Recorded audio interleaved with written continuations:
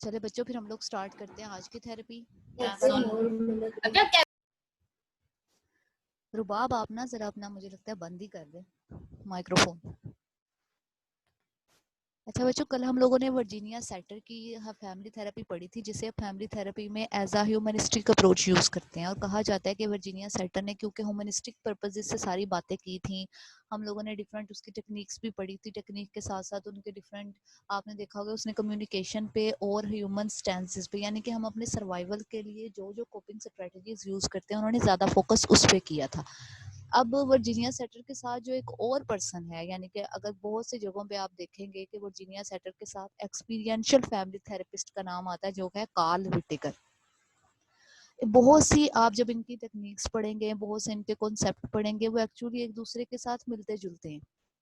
बहुत ही कम, या आप ये कह लें माइनर पॉइंट्स हैं जहाँ पे एक दूसरे से डिफरेंशिएट करते हैं। अदरवाइज आपको बहुत से कॉन्सेप्ट्स एक ही जगह लगेंगे। बहुत सी बुक्स में इवन आप जब इन्हें पढ़ेंगे देखेंगे तो वहाँ पे आपको पता भी चलेगा कि बहुत सी जगहों पे उन्होंने दोनों थेरेपीज को इकट्ठा एक ही जगह मर्ज किया होता है। अब हम जब एक्सपीरियंशियल थेरेपी को देखते हैं, जैसा कि अब आपको उसके नेम से भी पता चल रहा है एक्सपीरियंशियल थेरेपी के, कि ये एक ऐसी थेरेपी है जो कि एक्सपेरिमेंटल बेस है, रियलिटी बेस है। और बहुत सी जगहों पे, यानी कि हम अगर थ्योरेटिकल पॉइंट ऑफ व्यू को देख रहे होते हैं, या बहुत सी जगहों पे हम थ्योरी के ऊपर ज़्यादा फोकस कर रहे होते हैं, तो ये थोड़ी एक प्रैक्टिकल अप्रोच है। अब जब कार्ल विटिकर ने जब ये स्टार्ट की थी एक्सपीरियंशियल थेरेपी, तो एक्चुअली कार्ल विटिकर का जो खुद था ना,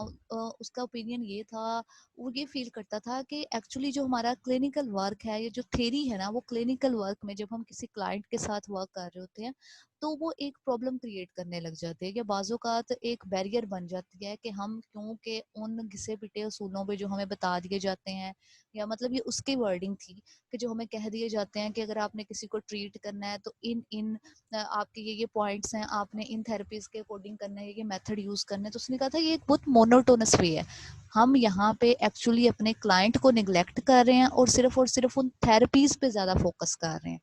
तो इसी वजह से जो उसकी एक्सपीरियंशियल थेरेपी थी, वो बहुत ज्यादा वो इंट्यूटिव अप्रोच पे यकीन रखता था। कि आप इंट्यूटिव अप्रोच होती है बच्चों के, एज अ थेरेपिस्ट आप किसी भी, यानी कि उसको फॉलो नहीं कर रहे होते किसी भी टेक्निक्स को, किसी भी थेरेपी को, बल्कि आपको जो लग रहा होता है, आप ये कह लें कि इंट्यूशन को आपने अगर कहा जाए इंट्यूशन, तो आप कहेंगे जी मेरे ज़मीर ने मुझे ये कहा, या मुझे फ़ौरन से एक बात मेरे जहन में ये आमद हुई है। जैसे शेरो शायरी में आप इस तरह की बातें सुनते ही होंगे। तो इंट्यूशन में यानी कि होता है कि इल्हाम होना। तो अकॉर्डिंग टू कार्ल विटेकर वो ये कहता था कि जब आपके पास कोई क्लाइंट आ रहा है, आपके साथ अपनी प्रॉब्लम डिस्कस कर रहा है, तो एक्चुअली जब आप उस प्रॉब्लम को सुन रहे होते हैं, उसकी आप हिस्ट्री देख रहे होते हैं, जैसे जैसे आप उसके बारे में इंफॉर्मेशन गैदर करते जाते हैं, तो आप बजाय इसके कि आप किसी भी थेरी को देखें, बल्कि एक्चुअली आप ये फोकस करें कि आपके माइंड में उस वक्त उस थेरेपी, उस क्लाइंट के साथ डील करने के लिए कौन सी बात आई है, या आपको क्या बात सही लगी है कि अगर मैं इसको इस तरह से ये सजेशन दूंगा, यानी कि एकदम जो भी आपके माइंड में सजेशन आएगी, एक्चुअली वही आपकी एक जेन्युइन सजेशन होगी, और वही आपके क्लाइंट के लिए सबसे ज़्यादा बेनिफिशियल होती है। तो इसीलिए कहा जाता है कि ये इसकी एक इंट्यूटिव अप्रोच थी, क्योंकि ये कहता था कि हम लोग बजाय इसके कि उन्हीं थेरेपीज पे चलें, क्योंकि हर आपके पास जो क्लाइंट आता है बाज़-औक़ात वो किसी भी थेरेपी पे नहीं पूरा उतर रहा होता। बच्चों ये हर थेरेपी का अपना, अब हर थेरेपिस्ट की अपनी एक ओपिनियन होता है, तो इसको हमेशा हम हर किसी को सही भी नहीं कह सकते बहुत सी जगहों पे, उसके बहुत से पॉइंट्स पे, और हर किसी को बहुत से पॉइंट्स पे गलत भी नहीं कह सकते। और उसके बाद सेम कार्ल विटिकर, जैसे कि कार्ल विटिकर ने भी वर्जीनिया सेटर की तरह आपके फैमिली मेंबर्स के दरमियान जो इंटरपर्सनल ग्रोथ है उस पर ज़्यादा फोकस किया था, कि फैमिली मेंबर्स एक्चुअली आपस में एक दूसरे के साथ कम्युनिकेट किस तरह से करते हैं, आपका आपस में एक दूसरे के साथ इंटरेक्शन किस तरह से होता है। और जब आप इंटरेक्शन एक दूसरे के साथ कर रहे हैं, किस तरह से कर रहे हैं, आप एक दूसरे को ना कोई मैसेज देना चाह रहे हैं, तो वो मैसेज दूसरे पर्सन तक किस तरह से पहुंचा है, किस तरह से नहीं पहुंचा है, क्या आपने ये बात ठीक तरह से उसे बताई भी है या नहीं, यानी कि इन सब चीज़ों पे उसका थोड़ा ज़्यादा फोकस था। फिर जब हम कार्ल विटिकर को देख रहे होते हैं, तो वहाँ पे कार्ल विटिकर ने एक बात की थी कि एक्चुअली उसने कहा था कि उसकी जो फैमिली थेरेपी, मतलब जो उसने फैमिली थेरेपी दी है, एक्सपीरियंशियल फैमिली थेरेपी, उसने कहा था ये एक फ्री विलिंग है, यानी कि आप अपने क्लाइंट के अकॉर्डिंग किसी भी चीज़ को, आप किसी भी थेरेपी या किसी भी थेरेप्यूटिक टेक्निक को यूज़ कर सकते हैं, आप एक इंट्यूशन को फॉलो कर रहे होते हैं। और उसने ये कहा ना था कि बजाय इसके कि आप पहले से मौजूद चीज़ों पे, या आपने पहले से जो चीज़ें देखी हुई हैं, बजाय इसके कि आप उन्हीं चीज़ों को बार बार यूज़ करें, बल्कि आपको चाहिए कि आप कोई नए मीनिंग क्रिएट करें। जब आपके पास एक क्लाइंट आता है, नो डाउट अगर एक डिप्रेशन के आप 4 पेशेंट्स को देख रहे हैं, बच्चों सॉरी 4 क्लाइंट्स को देख रहे हैं, तो उनकी स्टोरी अलग-अलग है। अब जो उनकी स्टोरी है या जो उनकी हिस्ट्री है, वो हिस्ट्री जिस तरह से अलग-अलग है या जिस तरह के उन्होंने सर्कमस्टांसेस को फेस किया है, एक्चुअली वो सर्कमस्टांसेस ही बता देते हैं कि हर पर्सन को ट्रीट करने का आपका तरीका किस तरह से उनसे थोड़ा अलग हो जाए। तो इसी तरह से कार्ल विटेकर ने भी बोला था कि हमें पहले से मौजूद जो भी आपको बताई जा रही हैं चीज़ें, उनको फोकस नहीं करना, बल्कि जब आपके पास एक क्लाइंट आ रहा है तो आपने एक नए क्लाइंट को एक नई तरह से देखना है, उसको एक न्यू वे में चेक करना है। उसके लिए आपने ये भूल जाना है कि पहले आपने किसको किस तरह से ट्रीट किया है, पहले आपने उसके बारे में क्या उसकी हिस्ट्री थी, आपने उसके लिए क्या क्या टेक्निक्स यूज़ की, आपने उसको किस तरह से डील किया। नहीं, अब आप वो सब कुछ भूल जाएं, वो गुजर गया है। अब जो आपके पास नया पेशेंट आया है या आपके पास जो नया सब्जेक्ट आया है, अब आपकी रिस्पॉन्सिबिलिटी ये है कि आप इस सब्जेक्ट को किस तरह से डील कर रहे हैं। ठीक है बच्चों, ये उसका एक मेन फोकस था अपनी थेरेपी में। और फिर उसकी थेरेपी एक्चुअली प्रैग्मेटिक अप्रोच पे चल रही होती थी। प्रैग्मेटिक अप्रोच होती है बच्चों के, आप ये कह लें प्रैक्टिकल अप्रोच होती है। आप थेरेटिकल वर्क पे या उन चीज़ों पे इतना ज़्यादा फोकस नहीं कर रहे होते, बल्कि आप सबसे ज़्यादा फ़ौरन से काम पे, आप ये कह लें कि आप एक नए-नए इन्वेंशंस करना चाह रहे होते हैं, नए-नए एक्सपेरिमेंट्स करना चाह रहे होते हैं, क्योंकि जितने ज़्यादा आप नए-नए एक्सपेरिमेंट्स कर रहे होते हैं, ऑब्वियसली वो आपके लिए रिस्की तो होते हैं, लेकिन रिस्की होने के साथ-साथ वो आपको कोई, आप ये कह लें कि आपको कोई नया मेथड दिखा देते हैं, कोई एक नया वे बता देते हैं, और एक नया वे बताने के साथ-साथ बल्कि आपको कोई एक नई बात जो पता चलती है और आप उससे हो सकता है कि एक नई टेक्निक को यूज़ कर लें। तो इसीलिए कहा जाता है कि उसकी कार्ल विटीकर की एक्सपीरियंशियल थेरेपी जो है वो ज़रा प्रैग्मेटिक अप्रोचेस में ज़्यादा वर्क करती है। ठीक है बच्चों, क्लियर है? मतलब ये इसका मेन कॉन्सेप्ट है। Yes ma'am ma'am. दोबारा बता दें। चलिए मैं दोबारा बता देती हूँ। अब हम लोग पढ़ने लगे हैं एक्सपीरियंशियल फैमिली थेरेपी। अच्छा बच्चों, एक्सपीरियंशियल फैमिली थेरेपी, और जैसे हम लोगों ने लास्ट फैमिली थेरेपी पढ़ी थी वर्जीनिया सेटर की ह्यूमनिस्टिक अप्रोच, बहुत सी जगहों पे ये दोनों फैमिली थेरेपीज जो है वो एक्चुअली हम लोग कलेक्टिवली देख रहे होते हैं, क्योंकि इनकी बहुत सी टेक्निक जो है वो एक दूसरे से मिलती जुलती हैं। बहुत सी बुक्स में अगर आप देखेंगे अभी तो इन दोनों की फैमिली थेरेपी को बहुत सी बुक्स में एक ही कंसिडर किया जाता है। सिर्फ कुछ पॉइंट्स हैं जहाँ पे इनको एक दूसरे के साथ डिफरेंशिएट किया जाता है। ये फैमिली थेरेपी जो एक्सपीरियंशियल फैमिली थेरेपी है, वो फाउंडर था इसके कार्ल विटिकर। कार्ल विटिकर ने जो फैमिली थेरेपी दी थी, एक्चुअली उसका ये ओपिनियन था, यानी कि उसका ये ख्याल था, उसे ये लगता था कि एक्चुअली जब हम एक थेरी बेस्ड इंटरवेंशन कर रहे होते हैं ना अपने क्लाइंट्स के लिए, तो वो हमारे क्लिनिकल वर्क में एक बैरियर बन जाती है। यानी कि हम बजाय इसके कि जो आपके पास एक इंडिविजुअल आया है, एक क्लाइंट आया है, कि हम उसे एक न्यू वे में देखें, एक यूनिक वे में देखें, बल्कि हम पहले से मौजूद, क्योंकि थेरी हमारे पास पहले से मौजूद है ना, अगर आप किसी भी थेरी के अकॉर्डिंग उसको चेक करना चाह रहे हैं,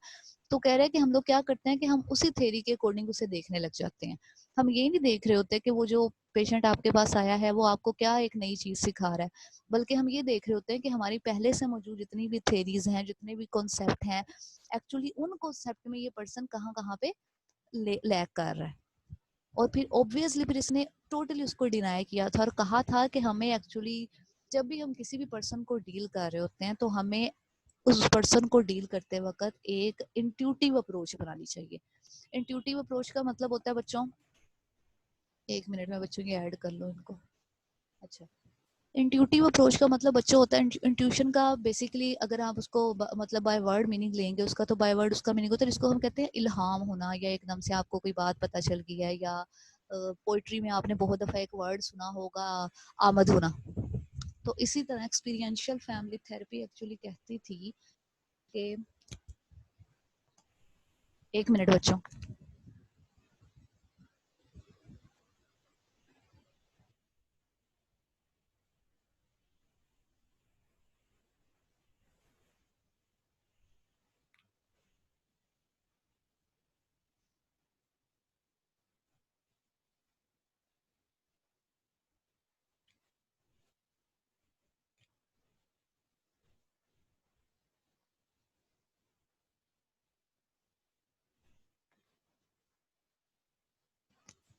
अच्छा बच्चों, एक्सपीरियंशियल फैमिली थेरेपी में उसने जो ज़्यादा फोकस किया था वो इस चीज़ पे किया था कि हम जब भी आपके पास कोई क्लाइंट आ रहा है, तो हम उस क्लाइंट को पहले से मौजूद थेरीज या पहले से मौजूद कॉन्सेप्ट के अकॉर्डिंग ना जज करें। बल्कि हम ये देखें कि वो आपके पास एक नई प्रॉब्लम लेके आया है। अब उसकी प्रॉब्लम ऑब्वियसली एक यूनिक प्रॉब्लम है उसके अकॉर्डिंग। तो आप जब उस यूनिक प्रॉब्लम को अलग तरह से डील कर रहे होते हैं या आप उस पर्सन को एक अलग तरह से डील कर रहे होते हैं, तो वो एक्चुअली आपको भी बहुत सी नई बातें बता के जाता है। यानी कि उसका स्पेसिफिकली ये पर्पस था कि जब आपके पास कोई भी फैमिली मेंबर आ रहा है, कोई भी अपनी प्रॉब्लम लेके आ रहा है, तो आपने पहले से मौजूद चीज़ें यानी कि पहले से मौजूद प्री टेंसेस पे नहीं आपने फोकस करना, बल्कि आपने इस बात पे फोकस करना है कि वो चीज़ एक नया मीनिंग किस तरह से आपको बता रही है, आपको एक नई बात किस तरह से सिखा के जा रही है। और टोटली यानी कि उन्होंने बिल्कुल प्रैक्टिकल अप्रोच पे ज़्यादा फोकस किया था और कहा था कि जब हम डिफरेंट टेक्निक्स यूज कर रहे होते हैं किसी भी क्लाइंट को डील करने के लिए, तो टेक्निक्स एक्चुअली सेकेंडरी सोर्सेज होती हैं। बल्कि पहले हमें जब उस क्लाइंट के साथ जब आपकी रेपो बिल्ड हो रही होती है, रेपो बिल्ड होने के साथ साथ आपको इन्फॉर्मेशन मिल रही होती है, और वो इन्फॉर्मेशन मिलते मिलते जब आप एक बहुत सी बातें कह रहे होते हैं जो आपने सीखी नहीं होती, बल्कि आपको जो फील हो रहा होता है कि हमें एक्चुअली यहाँ पे इस पॉइंट पे इस क्लाइंट को ये सजेशन देनी चाहिए। जब आप वो सजेशन एक्चुअली उन्हें दे रहे होते हैं ना, वो सजेशन एक्चुअली आपकी वो चीज़ें बाज़-औक़ात वो सजेशन गलत भी हो सकती हैं, बाज़-औक़ात वो आपके लिए सही भी होती हैं। तो वो सजेशन एक्चुअली आपके लिए आपका एक एक्सपेरिमेंट्स होते हैं। यानी कि आप एक नई-नई इंटरवेंशंस कर रहे होते हैं। जब आप एक नई इंटरवेंशन कर रहे होते हैं, ऑब्वियसली उस इंटरवेंशन ऑथेंटिक तो नहीं होती ना। इवन बच्चों जब हम डिफरेंट थेरेप्यूटिक टेक्निक्स भी यूज़ कर रहे होते हैं, तो हर थेरेप्यूटिक टेक्निक जो है वो हर क्लाइंट के लिए बेनिफिशियल नहीं होती। बहुत से क्लाइंट्स के लिए वो आप ये कह लें कि उनसे उसको फ़ायदा नहीं होता बल्कि नुकसान होता है। तो इसीलिए इस बात से डरना नहीं है कि अगर आपने एक नई चीज़ ट्राई की है तो ऑब्वियसली इसका फ़ौरन से वर्क होगा नहीं, बाज़-औक़ात वो गलत भी हो सकती है। लेकिन जब आप एक रिस्क को एक्सेप्ट करने वाले बनेंगे, एक रिस्क टेकिंग बिहेवियर अपनाएँगे, तो इट मीन्स आप उस फैमिली के अंदर या उस पर्सन के अंदर या अपने क्लाइंट के अंदर चेंज को ज़्यादा जल्दी लेकर आ सकते हैं। यानी कि बेसिकली देखा जाए तो एक्सपीरियंशियल फैमिली थेरेपी का ये पर्पस था कि हमें जब हम किसी भी क्लाइंट के साथ डील करना है, तो हमें ये देखना है कि वो क्लाइंट अपनी एक यूनिक प्रॉब्लम के साथ आपके पास आया है, और ऑब्वियसली आपने पहले से मौजूद सारे जितने भी आपने क्लाइंट्स अटेंड किए हैं उनके अकॉर्डिंग उसे जज नहीं करना, बल्कि उसको नए तरह से देख। समझ आ गई है बच्चों? अब क्लियर? Yes ma'am. ओके बच्चों, उसके बाद बच्चों एक मिनट, उसके बाद बच्चों फैमिली ऑब्वियसली हर फैमिली थेरेपी के कुछ ना कुछ गोल्स भी होते हैं। और अगर हम वर्जीनिया कार्ल विटिकर की फैमिली थेरेपी को देखें, तो कार्ल विटिकर की फैमिली थेरेपी में बहुत से गोल्स आपको वर्जीनिया सेटर की फैमिली थेरेपी की तरह के ही लगेंगे। ऑब्वियसली मतलब दोनों ने बहुत मिलकर बहुत जगह पे काम किया। और आपको पता है कि वर्जीनिया सेटर, मतलब मैं पढ़ रही थी, वर्जीनिया सेटर ने एक्चुअली 5000 फैमिलीज के साथ अपनी थेरेपी की थी। और उसके बाद मतलब इसीलिए उसकी फैमिली थेरेपी को कहा जाता है कि वो कार्ल विटिकल से थोड़ी सी ज्यादा अथेंटिक है। अच्छा बच्चों, अब देखा जाए कि एक्सपीरियंशियल फैमिली थेरेपी के क्या क्या गोल्स होंगे, तो ऑब्वियसली कहा जाता है कि एक्सपीरियंशियल फैमिली थेरेपी जो है वो 3 तरह के चेंजेस लाना चाह रहा होता है फैमिली सिस्टम में। जिसमें फर्स्ट वन चेंज तो ऑब्वियसली जैसे हम लोगों ने पढ़ा कि उन्होंने ज़्यादा ये देखा था कि फैमिली के इंटरपर्सनल रिलेशनशिप किस तरह के हैं, या फैमिली के अंदर इंटरपर्सनल इंटरेक्शन किस तरह का है। तो इंटरपर्सनल आपका इंटरेक्शन ही कहीं ना कहीं आपके थेरेपिस्ट को बता देता है कि आपकी फैमिली का मेन प्रॉब्लम क्या है। अब ये देखा जाए तो उन्होंने फर्स्ट ऑफ ऑल ये कहा था, जिस तरह से वर्जीनिया सेटर ने भी बोला था, कि फैमिली के अंदर जो आपका कम्युनिकेशन का पैटर्न है या इंटरेक्शन का पैटर्न है वो थोड़ा कॉन्ग्रुएंस होना चाहिए। यानी कॉन्ग्रुएंट क्यों होना चाहिए? यानी कि कम्प्लीटली रियलिटी बेस्ड होना चाहिए। यानी उसमें आपने होनेस्टली शो करनी चाहिए, होनेस्टी आपकी शो होनी चाहिए, ट्रस्ट वर्दी रिलेशनशिप होना चाहिए। आप कुछ भी फील कर रहे हैं, मतलब आप वो अच्छा फील कर रहे हैं, बुरा फील कर रहे हैं, तो उसको छुपाए ना, बल्कि उसको अपने सिबलिंग्स के साथ, अपने पेरेंट्स के साथ, अपने कजिन, मतलब जिस भी फैमिली सेटअप में आप रह रहे हैं, बल्कि उनको उसके साथ शेयर करें। क्योंकि जब आप उनके साथ एक जेन्युइन जो भी आपके माइंड में होता है शेयर करेंगे, नो डाउट हो सकता है कि किसी बात पे वो आपका मजाक भी उड़ाएं या किसी बात पे आपको डांट भी दे, लेकिन अगर आपने उन्हें एक जेन्युइन बिहेवियर शो किया, तो आपका वो जेन्युइन बिहेवियर अगर प्रॉब्लमेटिक भी है तो वो फर्स्ट पॉइंट पे ही आइडेंटिफाई हो जाएगा। बजाय इसके कि आप उस बात को छुपाते जाएंगे, तो वो एक छोटी सी प्रॉब्लम जो है वो एक बहुत बड़ी प्रॉब्लम में कन्वर्ट हो जाएगी। सेकंड गोल जो एक्सपीरियंशियल थेरेपी का है वो ये था कि हम हर पर्सन को, जैसे हम लोगों ने बार बार पहले भी पढ़ा था, कि हर पर्सन के अंदर एक यूनिक क्वालिटी होती है जो कि उसको दूसरे पर्सन से या दूसरे इंडिविजुअल से डिफर कर रही होती है। तो यहाँ पे ये था कि जब आप फैमिली मेंबर को ट्रीट कर रहे हैं, आप फैमिली के सिस्टम को देख रहे हैं, तो आप फैमिली के अंदर ये भी देखें कि हर पर्सन के अंदर, या स्पेसिफिकली वो पर्सन जो आपके पास आया है जिसकी वजह से फैमिली सफ़र कर रही है किसी प्रॉब्लम को, तो आप देखें कि उसके अंदर कोई यूनिक क्वालिटी भी तो है ना जो कि दूसरों से उसको डिफर कर रही है। यानी कि हर इंडिविजुअल की किसी ना किसी यूनिक क्वालिटी को हाईलाइट करना और उसको एक्सप्लोर करवाना कि ये करेक्टरिस्टिक्स एक्चुअली उसमें है, बाकी लोगों में नहीं है, और ये करेक्टरिस्टिक जो है या उसकी वो आदत है या उसकी कोई भी वो करेक्टरिस्टिक जो है वो उसके लिए बहुत ज़्यादा फ़ायदेमंद है। क्योंकि इस तरह जब आप उन चीज़ों को एक्सप्लोर करने पे या अपनी पर्सनैलिटी के अंदर उन स्ट्रेंथ्स को एक्सप्लोर करने की तरफ तवज्जो देते हैं, तो इट मीन्स आपके अंदर एक सेल्फ कॉन्फिडेंस अराइज होने लग जाता है। और ऑब्वियसली जब आप किसी पर्सन के अंदर ये कह रहे हैं कि उसके अंदर कुछ यूनिक क्वालिटी है जो कि उसको दूसरों से डिफर कर रही है, तो उसके साथ साथ हमें फैमिली को ये भी सिखाना होता है, बाकी फैमिली मेंबर्स को, कि ठीक है अगर वो पर्सन आपसे डिफर कर रहा है तो आपको उसके डिफरेंस को एक्नॉलेज करना है, उसको एक्सेप्ट करना है, बजाय इसके कि आप उसके उस डिफरेंस पे उन्हें कोई ना कोई बातें सुनाते जाएं, या आप ये कह लें कि बच्चों ताने मारते जाएं, बल्कि आप इसकी वजह उसको एक्नॉलेज करें कि ठीक है अब हम हर सब लोग एक जैसे तो नहीं होते ना। और ऑब्वियसली जब हम दूसरों के डिफरेंसेस को एक्सेप्ट करने लग जाते हैं, और दूसरों की मतलब हर पर्सन के अंदर, बच्चों हमें पता ही है कि अच्छी आदतें भी होती हैं, बुरी आदतें भी होती हैं, हम सब के अंदर भी ऐसा ही है। लेकिन बजाय इसके कि हम किसी की बुरी आदत को ही बार बार हाईलाइट करें, और उसकी उस बुरी आदत को जब हम इतना ज़्यादा हाईलाइट करते हैं, तो ऑब्वियसली इसका क्या रिजल्ट निकलता है कि आहिस्ता आहिस्ता उसकी जो पर्सनल ग्रोथ है, वो फिजिकल हो या इसके साथ साथ, बल्कि स्पेसिफिकली जो उसकी इमोशनल और इंटेलेक्चुअल ग्रोथ है, वो आहिस्ता आहिस्ता ख़त्म होने लग जाती है, कम होने लग जाती है, डिटोरिएट होने लग जाती है। तो इसीलिए बेसिकली एक्सपीरियंशियल फैमिली थेरेपी के ये 3 गोल थे। ठीक है बच्चों, इन तीनों गोल्स की आपको समझ आ गई है? BS 8? Yes, ma'am. Okay okay. अच्छा बच्चे, जब व्हिटेकर मतलब फैमिली प्रोसेस के साथ काम कर रहा होता था, यानी कि फैमिली मेंबर्स के साथ काम कर रहा होता था, तो वहाँ पे वो एक्चुअली उन चीज़ों को जब लेकर चल रहा होता था कि अब आपने इन फैमिली मेंबर्स को किस तरह से करना है या किस तरह से उन चीज़ों को लेकर, तो वहाँ पे आप ये कह लें कि वो बहुत सी जब उन्हें एडवाइसेस कर रहा होता था, तो वो कॉन्शियस एडवाइस नहीं थी होती, बल्कि जैसे आप ये कह लें कि अब्रप्टली कोई भी बात जो है वो जहन में आई और उसने फ़ौरन से वो बात उन्हें बता दी, और कहा जाता था कि अच्छा आपको ये मतलब अगर मैं आपको ये सजेशन दे रहा हूँ तो आप इस सजेशन को देख लें, या इस सजेशन के अकॉर्डिंग वर्कआउट करें, या इस सजेशन के अकॉर्डिंग काम करना स्टार्ट करें। इसका क्या नतीजा निकलता था कि ऑब्वियसली जब लोग इस फैमिली थेरेपी के मतलब जब आप इस तरह की बहुत सी बातें अब्रप्टली कह रहे होते हैं, तो उसके बहुत से ड्रॉबैक्स भी हो सकते हैं, और उसकी बहुत सी आप ये कह लें कि फ़ायदे भी हो सकते हैं, कि बाज़-औक़ात अगर आपने वो बोल दिया तो वो आपके मतलब अच्छा भी हो सकता है, लेकिन बाज़-औक़ात अगर आपने कोई ऐसी सजेशन दे दिया, हो सकता है उसका बहुत ज़्यादा क्रूशियल रिजल्ट भी निकले। लेकिन ऑब्वियसली जब तक आप एक रिस्क टेकिंग बिहेवियर को फॉलो नहीं करेंगे, तो आपको किस तरह से पता चलेगा कि आपकी कौन सी सजेशन जो है वो एक्चुअली आपके लिए स्पेसिफिकली अच्छी तरह से वर्क कर रही थी। अब बच्चों, हम लोगों ने थेरेपी के गोल्स भी देख लिए हैं। थेरेपी गोल्स के बाद ऑब्वियसली थेरेपी की फॉर्मुलेशन कैसे होती है, यानी कि हम इसके थ्योरेटिकल फॉर्मुलेशन किस तरह से बना रहे होते हैं। तो ऑब्वियसली सबसे पहले जब भी हम कोई भी किसी भी थेरेपिस्ट को या किसी भी पर्सन को डील कर रहे होते हैं, हमारा फर्स्ट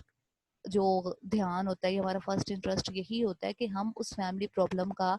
एक रूट कॉज निकालें, कि जो जिसकी वजह से उस फैमिली के अंदर इमोशनली वो फैमिली आपस में एक दूसरे के साथ सेपरेट हो रही है एक दूसरे से, फिर आहिस्ता आहिस्ता लोग अपने इमोशंस को छुपा रहे हैं, वो दूसरों के साथ डील नहीं कर पा रहे हैं। और उसके साथ साथ ये है कि पेरेंट्स को रेगुलेट करें कि वो अपने बच्चों के मतलब बच्चे जो भी काम कर रहे हैं, जिस तरह से भी काम कर रहे हैं, अगर वो बुरा काम कर रहे हैं, ठीक है, आप मतलब हम सब लोगों ने डिफरेंट पेरेंटिंग स्टाइल आपने पढ़े हैं, जिसमें अथॉरिटेरियन पेरेंटिंग स्टाइल को तो बच्चों मतलब बहुत सी जगहों पे उसको डिनाई किया जाता है, कि आप सिर्फ अगर अपने बच्चों को डांटते ही रहेंगे या उनको ऑर्डर ही देते रहेंगे, और उनकी सजेशन या उनकी अगर वो कोई भी बात कहना चाह रहे हैं वो नहीं सुनेंगे, तो ऑब्वियसली वो एक मतलब आपके अंदर सेल्फ कॉन्फिडेंस नहीं होगा, आप दुनिया में दूसरे लोगों के साथ जाके भी नहीं बात कर पाएंगे। लेकिन अथॉरिटेरियन के अलावा आपने पैसिमिस्टिक पेरेंटिंग स्टाइल भी सुना होगा। पैसिव पेरेंटिंग स्टाइल बहुत सी जगहों पे इतना ज़्यादा अच्छी तरह से फॉलो नहीं किया जाता, क्योंकि उस टाइम में हम लोग क्या करते हैं कि टोटली सारा ध्यान जो मतलब जो टोटली बच्चे पे सब कुछ छोड़ देते हैं, वो अच्छा करे वो बुरा करे वो जैसा भी करे, हम उसे कोई मतलब हमें उससे कोई फर्क नहीं पड़ रहा होता, जिसकी वजह से बाजूकात बहुत सी गलत बातें भी सीख लेते हैं हम। तो ऑब्वियसली एज अ पेरेंट सिखाया जाता है इस फैमिली थेरेपी में कि आप अपने बच्चे के मतलब अगर आपको उसका कोई एक्शन या कोई बिहेवियर आपको लग रहा है कि वो प्रॉब्लमेटिक है, तो आप आहिस्ता आहिस्ता उस पर वर्क करना स्टार्ट करें। क्योंकि आप मतलब आप बच्चे पे एकदम से क्रिटिसिज्म ना करें, बल्कि आहिस्ता आहिस्ता उसको बात बताएं। क्योंकि जब आप एक ब्लंट रिएक्शन देते हैं ना किसी भी बात पे, तो बाज़ औक़ात क्योंकि जो बच्चे होते हैं वो बहुत ज़्यादा सेंसिटिव होते हैं, तो उस सेंसिटिविटी की वजह से बाज़ औक़ात वो आपके उस मैसेज को गलत तरह से परसीव कर लेते हैं। तो उनको बहुत आराम से ग्रेजुअली किसी भी बात को समझाया जाता है। फिर ऑब्वियसली मतलब अगर आप आहिस्ता आहिस्ता उस फैमिली के अंदर कोई चेंज लेकर आना चाह रहे हैं, तो आहिस्ता आहिस्ता जब आप उस फैमिली को चेंज लेकर आना चाहेंगे, तो सबसे पहले ये ज़रूरी है चेंज लाने से पहले कि आप एक कॉन्ग्रुएंट रिलेशनशिप बिल्डअप करें। यानी कि आप ये देखें कि एक फैमिली मेंबर अगर उस तरह से सोच रहा है, तो बाकी सारे फैमिली मेंबर्स क्या उसी वे में सोच रहे हैं, या उनकी विशेज़ या उनकी नीड्स या उनके जो भी पर्सपेक्टिव हैं वो थोड़े अलग हैं। यानी कि आप उनके फियर्स के बारे में देखें, आप उनकी एंग्जाइटीज को भी देखें कि इस काम से मतलब एक पर्सन को तो आप डील कर रहे हैं, अब आपने उसके अकॉर्डिंग तो काम कर दिया, लेकिन आप कहीं बाकी लोगों को डिनाई तो नहीं कर रहे, या उनको बिल्कुल ही भूल तो नहीं जा रहे, भूल तो नहीं रहे हैं कि आप उनके लिए भी कुछ अच्छा कर सके। और ऑब्वियसली फिर जो भी ट्रीटमेंट होती है वो मतलब आप एक ओपन डोर कर लेते हैं, और उससे पहले आप फैमिली का कंसेंट भी ले रहे होते हैं कि हो सकता है कि आप बहुत सी जो टेक्निक्स यूज़ करेंगे वो इतनी ज़्यादा अच्छे से वर्क ना कर सकें, या बहुत सी जगहों पे वो आपके लिए जब आप एकदम से बच्चों जब चेंज आता है, तो हम सब के लिए ही एक चेंज को एक्सेप्ट करना थोड़ा सा मुश्किल होता है। तो ये सारी बातें आपने अपने क्लाइंट से पहले ही डिस्कस कर लेंगे। अच्छा बच्चों, जब हम देखते हैं एक्सपीरियंशियल फैमिली थेरेपी को, तो फर्स्ट ऑफ ऑल तो एक्सपीरियंशियल फैमिली थेरेपी के according to the Carl Whitaker 3 stages होती है। और कहा जाता है मतलब कार्ल विटिकन और कीथ ने इसमें बताया था कि मतलब कि 3 स्टेजेस होती है, जिसमें बिगनिंग स्टेज है, मिडल स्टेज है और एंडिंग स्टेज है थेरेपी की। Obviously middle stage sorry beginning stage में क्या होगा, बिगनिंग स्टेज में ऑब्वियसली एक बैटल हो रही होती है, यानी कि एक वॉर हो रही होती है बिटवीन थेरापिस्ट और क्लाइंट, कि आप एक इनिशिएटिव लेना चाह रहे होते हैं, आप एक चीज़ को आहिस्ता आहिस्ता चेंज करने की तरफ बढ़ना चाह रहे होते हैं, आप आहिस्ता आहिस्ता प्रॉब्लम को आइडेंटिफाई कर रहे होते हैं, आप डिटरमिन कर रहे होते हैं कि पास्ट में क्या हुआ था, अब क्या हो रहा है, और ये चीज़ आपके क्लाइंट को या उसकी फैमिली को किस किस तरह से हार्म कर रही है। तो वो ऑब्वियसली एक रिस्क टेकिंग स्टेज होती है, और उस पर काम करना थोड़ा शुरू शुरू में आप जब भी कोई काम स्टार्ट करते हैं आपको मुश्किल ही लग रहा होता है।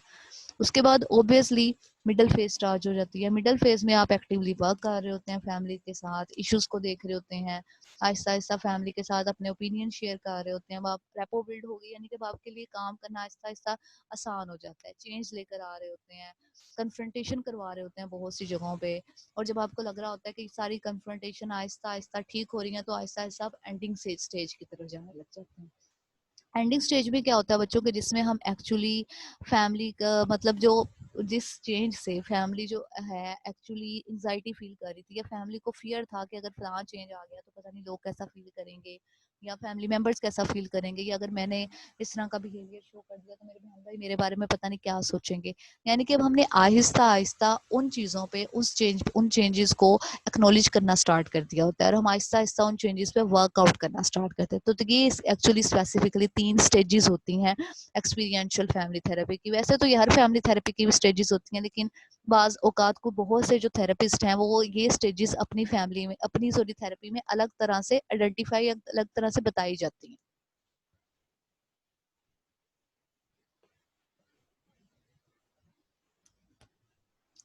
उसके बाद बच्चों, अगर हमने एक्सपीरियंशियल फैमिली को देखा जाए, तो एक्सपीरियंशियल फैमिली की कोई रियल टेक्निक्स नहीं है कि जो स्पेसिफिकली कार्ल विटिकर ने दी हो अलग से। तो इसलिए बहुत सी जगहों पे मतलब कि जैसे आपको कोई इंट्यूशन हुई है एज अ थेरेपिस्ट, आपको लग रहा है कि आपके क्लाइंट के लिए एक्चुअली ये वाली थेरेपी ये वाली टेक्निक ज़्यादा अच्छे से वर्कआउट कर सकेगी, तो आप वो टेक्निक पे वर्क करना स्टार्ट कर देते हैं। तो यहाँ पे डिफरेंट टेक्निक्स हैं एक्चुअली, ये टेक्निक्स है मतलब जो हमने एवोकेट की हैं। एवोकेट करने का मतलब होता है कि जो हमने ये डिफरेंट लोगों पे या डिफरेंट क्लाइंट्स पे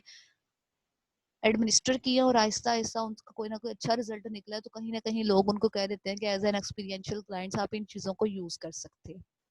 तो मैं बार बार बता रही हूँ कि ये कार्ल विटिकर की दी हुई फैमिली थेरेपी की टेक्निक्स नहीं है। उसने कोई टेक्निक्स नहीं थी दी, उसने बस 3 स्टेजेस बताई थी कि जब आप किसी भी क्लाइंट को डील कर रहे होते हैं, तो एक्चुअली आप इन 3 स्टेजेस के थ्रू से डील कर रहे होते हैं। थेरेपी की टेक्निक्स हैं, वो टेक्निक्स आप किसी थेरेपी से एवोकेट कर सकते हैं। ठीक है बच्चों, अब हम इन टेक्निक्स को देख लेते हैं, जो कि कहा जाता है कि रिसर्चेज एक्चुअली ये शो कर रही हैं कि ये टेक्निक जो है वो एक्चुअली ज़्यादा स्पेसिफिकली वर्कआउट की थी जब उन्होंने एक्सपीरियंशियल फैमिली को अप्लाई किया था। जिसमें ऑब्वियसली फैमिली स्कल्पटिंग है जो कि हमने वर्जीनिया सेटर की फैमिली थेरेपी में भी देखी थी। उसके बाद फैमिली पपेट इंटरव्यू है जो कि जस्ट लाइक आप मतलब देखेंगे भी हम करके, जो आप ये बहुत सी जगहों पे आपको वो लगेगा कि शायद वो गेस्टाल्ट की जो इजी एम्प्टी चेयर टेक्निक से थोड़ा मिलता जुलता है, लेकिन वो थोड़ा सा उससे डिफरेंट है क्योंकि वहाँ पे पपेट भी बना के रख दिए जाते हैं। फिर एनिमल एट्रीब्यूशन है, फैमिली आर्ट थेरेपी है, कंजॉइंट फैमिली ड्राइंग्स हैं, प्ले थेरेपी है, रोल प्लेइंग है, गेस्टॉल्ट की टेक्निक्स हैं, यानी कि इनको अलग अलग तरह से यूज किया जाता है। अब हम वन बाय वन इन सारी टेक्निक्स को थोड़ा देख भी लेते हैं कि ये टेक्निक्स किस तरह से वर्कआउट कर रही होती हैं और किस किस तरह से हमें इनसे बेनिफिट भी मिल रहा होता है। इससे पहले मैं आप लोगों की अटेंडेंस लगा लूं। जो पहले तो 27 स्टूडेंट्स ही, बाकी सारे किधर चले गए?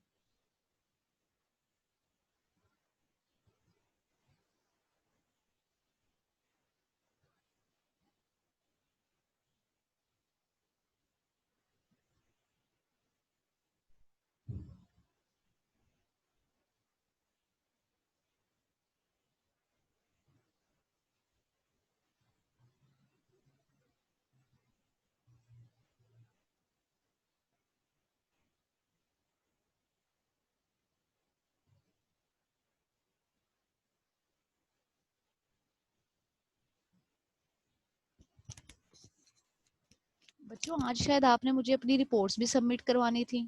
याद है ना आपको? मैम आपने मंडे तक टाइम एक्सटेंड कर दिया था। मैम आज नहीं करवानी थी, मंडे को करवानी थी, हमने डेट एक्सटेंड करवा ली थी आपसे। ओह अच्छा अच्छा, शायद मुझे भूल गया। चले जी, मंडे तक सिर्फ करवा आज दीजिएगा। मैम आज सिर्फ अक्सा ने करवानी थी, उसने कहा था आपसे। चलिए कोई बात नहीं, अक्सर भी मुझे मेल कर दे, मतलब जिन जिन की रेडी है वो करवा दें बेशक, बाकी सारे मंडे को करवा दें, ओके मैम। जैसे आपको जो ठीक ओके लगे मैम, मैं वैसे कर कर लें। दूंगी। ओके बच्चों, अब हम टेक्निक्स को देख लेते हैं। सकीना आप मुझे सुन रही हैं? Yes ma'am. सकीना आपको मैंने क्लास में असर्टिवनेस टेक्निक्स पे शायद या असर्टिवनेस ट्रेनिंग पे असाइनमेंट दी थी ना? मैम मुझे एग्जैक्ट याद नहीं है। मतलब मैंने कोई असाइनमेंट आपको असाइन की थी क्लास में? मैम मुझे एग्जैक्ट याद नहीं, मैंने अपना रजिस्टर देखा था, उस पर कोई भी नहीं लिखी हुई थी जहाँ पे मैं अपनी सारी असाइनमेंट्स लिखती थी। अच्छा चले कोई बात नहीं है, फिर मैं मुझे लगा कि शायद मैंने दे दी थी कुछ ग्रुप्स को। चलिए इंशाल्लाह ताला मैं वीकेंड तक आप लोगों के टॉपिक्स भी आपको असाइन कर दूंगी, बस यही पूछना था मैंने।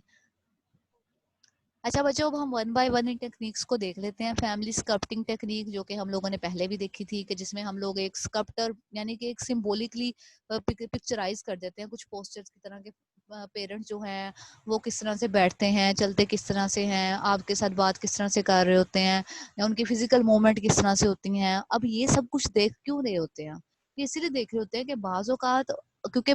जो बच्चे हैं वो एक्चुअली इतने ज़्यादा सेंसिटिव होते हैं कि बाज़ औक़ात जो आपकी नॉन वर्बल मूवमेंट्स होती हैं, वो नॉन वर्बल मूवमेंट्स भी उन पे बहुत अजीब तरह से इफ़ेक्ट कर देती हैं। फॉर एग्जाम्पल अगर आप टीवी देख रहे हैं या कोई आप किसी और काम में बिजी हैं और आपके बच्चे ने आपको बुलाया है, ऑब्वियसली अब आपका ध्यान उसकी तरफ तो नहीं है या आप उसकी बात नहीं सुन रहे हैं, तो अगर वो बहुत सेंसिटिव है तो उसे लगेगा शायद आप उससे प्यार ही नहीं करते हैं या आप उसकी तरफ देखना ही नहीं चाह रहे। अब ये इतनी छोटी सी बात है जो कि हो सकता है आपके लिए छोटी हो, लेकिन वो बच्चा उसको बहुत ज्यादा डीपली ले रहा है, जिसकी वजह से वो इमोशनली किसी ना किसी पेन को बर्दाश्त कर रहा है। फिर इसी तरह आप, अगर आपका कम्युनिकेशन का पैटर्न है एक दूसरे के साथ, कि आप बात किस तरह से एक दूसरे के साथ कर रहे हैं, बातें करते हुए क्या क्या वर्ड यूज कर रहे होते हैं, तो हम यहाँ पे फैमिली स्कल्पटिंग टेक्निक में एक्चुअली उस क्लाइंट से हर चीज के बारे में यानी कि पिक्चर के थ्रू पूछ रहे होते हैं। तो उसके हम लोगों ने कल बच्चों ये डिटेल में एक्चुअली वर्जीनिया सेटर में पढ़ भी लिया था, इसलिए मैं थोड़ा इसको आगे करने लगी हूँ। उसके बाद बच्चों एक्सपीरियंशियल फैमिली की थेरेपी की टेक्निक में हम लोगों ने अभी पढ़ा कि फैमिली पपेट इंटरव्यू था। अब इसमें क्या होता है कि जैसे आप ये कह लें कि ये ज्यादातर बच्चों पे ज्यादा इफेक्टिवली वर्कआउट करती है, कि हम जैसे घर में आप खेलते होंगे, आपके पास गुड़ियां होती हैं या इस तरह के बहुत से टॉयज होते हैं, भालू या कुछ भी टेडी बियर टाइप चीजें होती हैं। तो इसमें हम लोग क्या करते हैं कि इसमें हम लोग उस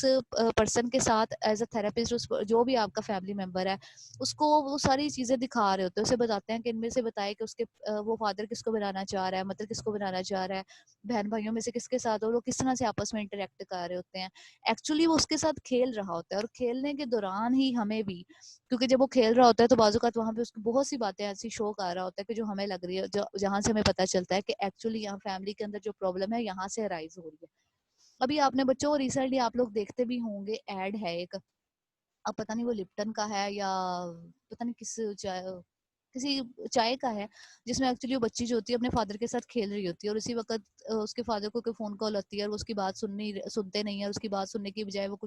वहां से ये कहने लग जाते हैं कि शायद वो अभी आ रहे हैं और वो उनके साथ खेलना चाह रही होती है। थोड़ी देर बाद वो खुद खेल रही होती है अपने टॉय के साथ और सेम मतलब जो उसके फादर ने बोला होता है वो भी उसी तरह बोलना स्टार्ट करती है। यानी कि वहां पे उसके फादर मतलब वो तो एक चले आप ये कह लें कि एक टीवी एड थी, लेकिन वहां से हमें ये पता चलता है कि बच्चे जो हैं वो आपकी इन चीजों पे सबसे ज्यादा फोकस कर रहे होते हैं। उन्हें ये चीजें इसीलिए टॉय थेरेपी या जो प्ले थेरेपी है ये इस तरह की चीजें जो हैं वहां से बाजुकात अगर बच्चे आपको कोई बात एज एन इंटरव्यू नहीं बता पा रहे या वो उस तरह से बोल नहीं पा रहे तो वहां पे बहुत सी आपको उनकी प्रॉब्लम जो है वो इस तरह से या इन चीजों के थ्रू मिल जाती है। उसके बाद फैमिली एट्रीब्यूशन है जिसमें हम सॉरी एनिमल एट्रीब्यूशन है। एनिमल एट्रीब्यूशन में बच्चों आपने वो टॉयज वाले एनिमल तो ढेर सारे देखे ही होंगे ना, जैसे आपको यहाँ पिक्चर में भी नजर आ रहे हैं। तो इसमें हम क्या करते हैं कि बच्चों को एक्चुअली एक स्टोरी टेलिंग की तरह बता रहे होते हैं और बच्चे जब उनके साथ स्टोरी बना रहे होते हैं तो उन स्टोरीज में या उन आपस की जो स्टोरी वो बना रहे होते हैं उन एनिमल्स की, एक्चुअली उन एनिमल्स की आपस की स्टोरी में वो अपनी स्टोरी को प्रोजेक्ट कर रहे होते हैं, जिससे आपको फैमिली के कॉन्फ्लिक्ट के बारे में जानने का जो है वो ज्यादा अच्छे से मौका मिल जाता है। उसके बाद है family art therapy. Family art therapy बहुत सी जगहों पे बच्चों आपको ये लगती है human figure drawing type test होता है। इसमें क्या कहा जाता है कि मतलब ह्यूमन फिगर ड्राइंग में तो हम एक पिक्चर बनवाते हैं या अगर बच्चे ने या किसी पर्सन ने ज्यादा पिक्चर बना भी दिया तो ठीक है, लेकिन इसमें फैमिली आर्ट थेरेपी में हम उसे कहते हैं कि यहाँ पे वो पिक्चर ड्रॉ करे, अपने फैमिली के बारे में बताए, फैमिली में किस तरह से लोग बैठे हुए थे या आप आपस में खेलते किस तरह से हैं, आप खाना किस तरह से बैठ के खाते हैं, पेरेंट्स आपस में आप मतलब आप रात को सोते किसके साथ हैं। तो जब एक्चुअली फैमिली आर्ट थेरेपी में वो ये चीजें बना रहे होते हैं तो वो आर्ट थेरेपी में जब आप बना रहे होते हैं ना मतलब बोलते वक्त बहुत सी बातें हो सकता है वो आपसे छुपाना चाह रहे हो, लेकिन जब वो यहाँ पे आपको कोई चीज बताना स्टार्ट होते हैं या आपके साथ शेयर करना स्टार्ट होते हैं तो वो जो शेयर की जाती है वो एक्चुअली जेन्युइन होती है। और वो जितनी ज्यादा जेन्युइनली आपके साथ वो चीजें या वो बातें शेयर कर रहे होते हैं एक्चुअली उतना ही ज्यादा आपको उस फैमिली को ट्रीट करने के लिए एक जेन्युइन नॉलेज मिल जाता है। आपको किसी भी प्रॉब्लम की जो आप ये कह रहे हैं कि रूट कॉज जो है वो ज्यादा अच्छे से पता चलता है। जैसे आपने बहुत दफा देखा होगा कि जो पेरेंट्स हैं मतलब अगर कोई भी कपल्स होते हैं अगर उनके आपस में कोई इख्तलाफ हो भी जाए या कोई मसला हो भी जाए तो वो उस मसले को उस तरह से बता नहीं रहे होते, उस तरह से शेयर नहीं कर रहे होते। लेकिन जो कई बार ऐसा होता है कि जो छोटे बच्चे होते हैं वो घर की किसी बात को एकदम से अब्रप्टली बोल देते हैं और बाद में पेरेंट्स से बल्कि उन्हें डांट भी पड़ रही होती है कि उन्होंने इस तरह से क्यों किया है या क्यों बताया घर की बातें। लेकिन वो जो एक छोटी सी बात है वो एक्चुअली उनके आपस के कॉन्फ्लिक्ट को शो कर देती है कि उनका कॉन्फ्लिक्ट कितना बड़ा था कि जिसे हम लोगों ने ऐसा समझा ही नहीं। अभी हम लोगों ने बच्चों आप अभी यूनिवर्सिटी में एक जब ये सॉरी कोरोना से पहले हुआ था एक सेमिनार हुआ था जो कि स्कूल साइकोलॉजी पे था। तो वहाँ पे यूएमटी से वो काफी टीम आई हुई थी, अच्छी थी। वहाँ पे उन्होंने एक पिक्चर शेयर की थी जिसमें एक बच्ची थी और उसने वो पिक्चर ड्रॉ की थी और पिक्चर में उसने एक बच्ची बनाई हुई थी और उसके हाथ में मतलब उसके साथ उसने छोटे छोटे कुछ ना फिगर ड्रॉ की थी। अब वो फिगर थे वो ना फ्लावर लग रहे थे ना कुछ और चीजें लग रही थी। और उस स्कूल ने जो कंप्लेन की थी मतलब वो एक एक्चुअली आप ये कह लें कि स्कूल साइकोलॉजिस्ट थे। स्कूल वालों ने ये कंप्लेन की थी कि वो तकरीबन 7-8 साल की बच्ची थी लेकिन वो कभी भी एक वर्ड भी नहीं बोली। यानी कि उसने कभी आज तक एक लफ्ज बोला ही नहीं है, किसी के भी साथ नहीं बोला, किसी बच्चे के साथ नहीं बोला, टीचर के साथ नहीं बोला, मैं भी घर में वो बोलती हूँ। और जब उन्होंने आहिस्ता आहिस्ता उस पर काम स्टार्ट किया तो अब जब वो उसको वो पिक्चर दिखा रहे थे तो जब उन्होंने उससे आहिस्ता आहिस्ता मतलब रेपो बिल्ड हुई है, वो उनके साथ बोलना स्टार्ट हुई है। जब उन्होंने वो पिक्चर उसे दिखाई और उससे पूछा है कि तुमने ये चीजें ड्रॉ की हैं तो मुझे बताओ ये क्या क्या ड्रॉ किया है, तो उसने क्या बोला है कि जो एक्चुअली ये मैंने 7 डिफरेंट फिगर ड्रॉ किए हैं ना, ये डिफरेंट फिगर वो जूते हैं कि जो मेरी मदर जो है मुझे मारती हैं। अब देखें कि वो इतनी सीरियस, यानी कि उसकी फैमिली के बारे में स्कूल वालों को टीचर्स को किसी को कुछ पता ही नहीं था कि किस फैमिली बैकग्राउंड से है या क्या फैमिली के अपने कॉन्फ्लिक्ट्स हैं। और जब उन्होंने फैमिली के साथ रब्ता किया तो पता चला कि जो उसकी मदर थी वो भी शायद इमोशनली थोड़ी डिस्टर्ब थी या किस तरह से थी, तो वो अपने बच्चों को बहुत ज्यादा मतलब गुस्सा उन्हें बहुत ज्यादा जल्दी बहुत ज्यादा एग्रेसिव हो जाती थी, उन्हें बहुत ज्यादा मारती थी। अब देखिए घर के जो इसीलिए जो आर्ट थेरेपी है वहां पे जब बच्चे इस तरह की चीजें ड्रॉ कर रहे होते हैं ना तो वहां भी आपको वो चीजें ज्यादा इजीली पता चल जाती हैं। जैसे आपको अब आपने जब एचएफडी एक दूसरे पे अप्लाई भी किया होगा तो एचएफडी में बहुत सी बातें आपको एक दूसरे के बारे में बिल्कुल क्लियर कट बिल्कुल ठीक समझ आई होंगी। फिर इसी तरह हमारा अगर बच्चों हाउस ट्री पर्सन टेस्ट है वो मतलब ये जो आपकी प्रोजेक्टिव टेक्निक्स होती है ना, प्रोजेक्टिव टेक्निक्स आपके अंदर आप ये कह लें कि वो आपको बिल्कुल मतलब 100% तो नहीं लेकिन मुझे लगता है कि 75 to 80% वो आपको एक जेन्युइन इन्फॉर्मेशन दे देती हैं आपकी पर्सनैलिटी के बारे में या आपके अपने क्लाइंट की प्रॉब्लम के बारे में। हाँ हमें उन्हें इंटरप्रेट करना अच्छे से आना चाहिए। जैसे आपका टीएटी है, टीएटी अगर आपको बहुत अच्छे से अप्लाई करना आता है तो इट मीन्स आपको बाकी किसी और टेस्ट की जरूरत ही नहीं रहती। फिर इसी तरह बच्चों रोशाक है, रोशाक टेस्ट पे तो मैंने जैसे पहले भी बताया था, उस बाकायदा एक टेस्ट पे पूरी पीएचडी है। रोशाक हो फिर तो शायद आपको वाकई किसी और चीज की जरूरत ही नहीं रहेगी। तो फिर फैमिली आर्ट थेरेपी भी मतलब आपके लिए हेल्पफुल होती है कि आपको उस प्रॉब्लम का रूट कॉज इजीली या थोड़ा अच्छे वे में पता चल सकता है। उसके बाद बच्चों हैं conjoint family drawing technique. Conjoint family drawing technique भी आर्ट थेरेपी की तरह ही है। आर्ट थेरेपी में हम कलर यूज कर रहे होते हैं, कॉन्जॉइंट में जैसे हम एचएफडी में कलर नहीं ना यूज कर रहे होते, इसमें कलर नहीं यूज कर रहे होते, लेकिन हम इसमें ये कह रहे होते हैं कि आप अपनी फैमिली के हर पर्सन की पिक्चर ड्रॉ करें। जब आप उस फैमिली की हर पर्सन की पिक्चर ड्रॉ कर रहे होते हैं, आपने डिफरेंट, बच्चों ये क्या हो गया, इसके घर में लड़ाई हो गई, BS 8th।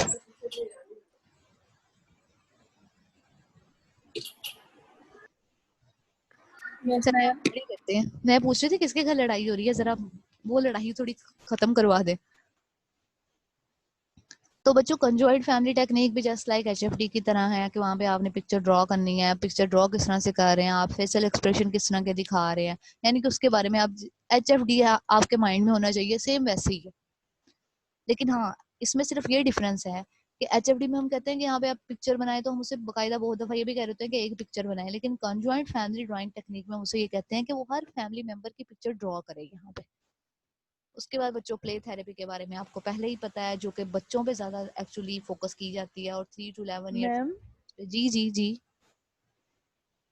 मैम जिस तरह एचएफडी की इंटरप्रिटेशन के लिए हमारे पास अलग से फॉर्म या चीज़ें होती हैं, उस तरह इनमें भी होती हैं ये वाली जो ड्राइंग टेस्ट है? बच्चों जो एक्चुअली यहाँ पे जो ये है ना कंजॉइंट फैमिली ड्राइंग टेक्निक्स या ये वाली, इन फैमिली की कोई टेस्ट नहीं है। फैमिली ड्राइंग टेक्निक है जो कि उन्होंने खुद से किया है कि चलिए जब आप फैमिली की ड्राइंग ड्रॉ कर रहे होंगे तो बस वो उनसे पूछ लेंगे। लेकिन जब हम एचएफडी को देख रहे होते हैं तो ऑब्वियसली उसके पास हमारे लिए एक मैनुअल भी है। फिर इसके साथ साथ जब हम वो सॉरी बच्चों हाउस ट्री पर्सन को देख रहे होते हैं उसका हमारे पास एक अलग से मैनुअल होता है। यहाँ पे मैनुअल नहीं होता, यहाँ पे ये मैम होता मैं है कि समझ गई हूँ। जी यहाँ पे आपने उस पर्सन से ही पूछना होता है कि उसने ये जो चीज ड्रॉ की है वो क्यों ड्रॉ की है। यानी कि हम उसकी पर्सनैलिटी को जज नहीं कर रहे, बस हमने वो जो पिक्चर ड्रॉ की है उसने उस पिक्चर पे ज्यादा वर्कआउट कर रहे हैं। अच्छा बच्चों आपने तारे जमीन पे तो देखी होगी, वहां पे आपने देखा होगा कि उस बच्चे के पास एक बुक होती है जहाँ पे उसने फैमिली मेंबर की पिक्चर्स ड्रॉ की होती हैं, और जी मैम। जैसे जैसे वो लास्ट पेज पे जाता है तो वहां पे उस फैमिली पिक्चर में वो सिर्फ अकेला ही हो जाता है। तो वहां पे उसको करने के लिए उसने ये नहीं था देखा, वहां पे ये नहीं था दिखाया गया कि उस मतलब उसको इंटरप्रिटेशन नहीं थी की गई, बल्कि ये पूछा गया था कि वो उन चीजों को किस किस तरह से ले रहा है। अच्छा बच्चों यहाँ पे आपकी मीटिंग एंड हो रही है, दोबारा ज्वाइन करनी है आपने या नहीं? मैम जैसा आप कहते हैं वैसे हम लोगों ने वैसा पढ़ कर तो लेते लिया हैं। इसके बाद, चले फिर ना ही करें। Okay ma'am.